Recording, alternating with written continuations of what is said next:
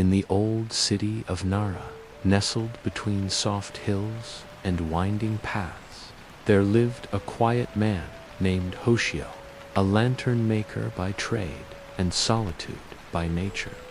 His home stood at the end of a stone-paved alley where moss crept along walls and the scent of cedar lingered with the morning mist.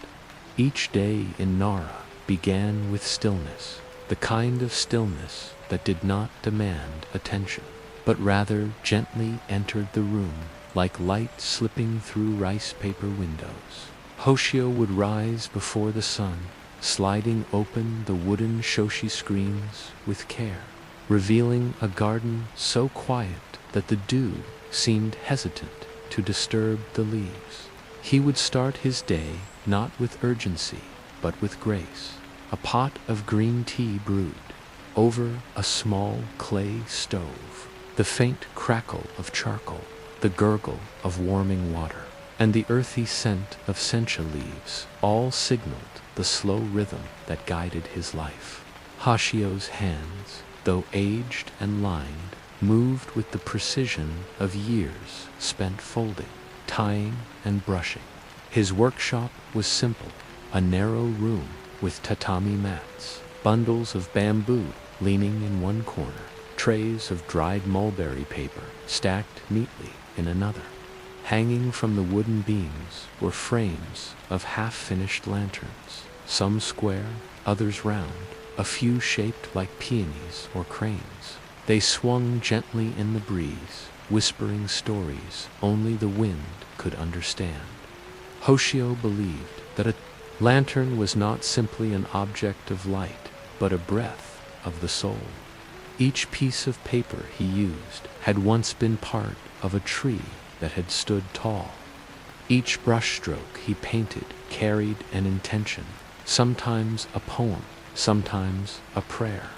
He worked slowly, dipping his brush in ink, letting it glide across the paper with the ease of memory.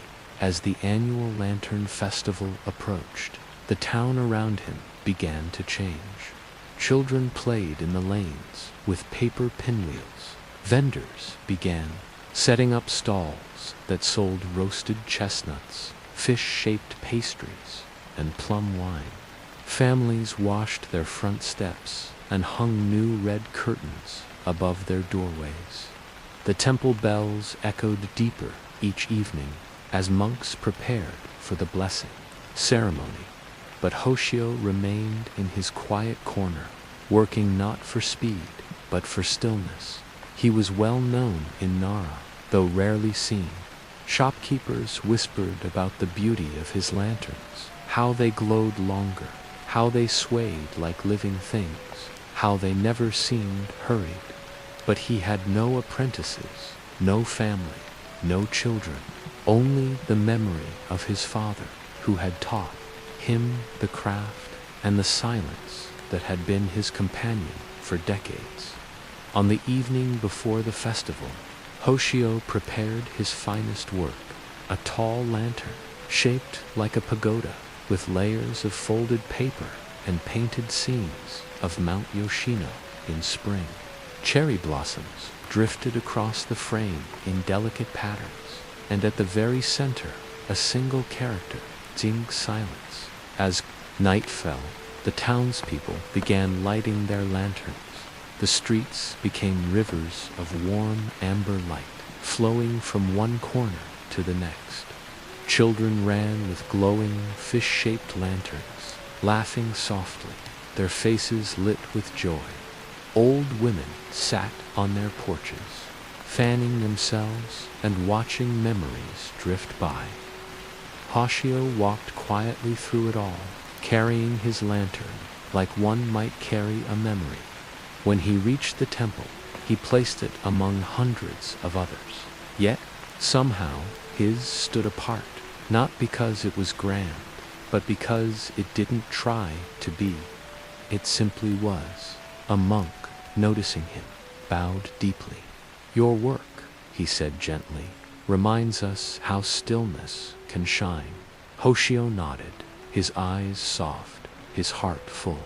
He stayed a while, watching the lanterns sway like gentle stars caught in earthbound constellations. When he returned home, the night had grown deep. The path was quiet again, the laughter distant, the festival still alive, but softer now. He slid open his door, sat by his low table, and poured himself a final cup of tea.